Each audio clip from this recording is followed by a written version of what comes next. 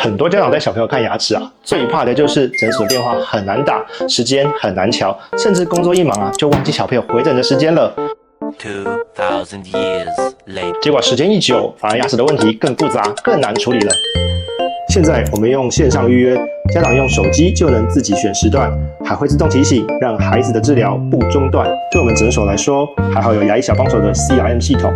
小朋友每一次看牙的情况都记录得很完整，治疗的进度到哪里，需要注意哪些小地方，甚至家长平常的疑问，我们打开系统就能看得一清二楚。不仅可以减少柜台工作量，更可以让医师更快掌握孩子的情况，把时间和心力全部都留给孩子们。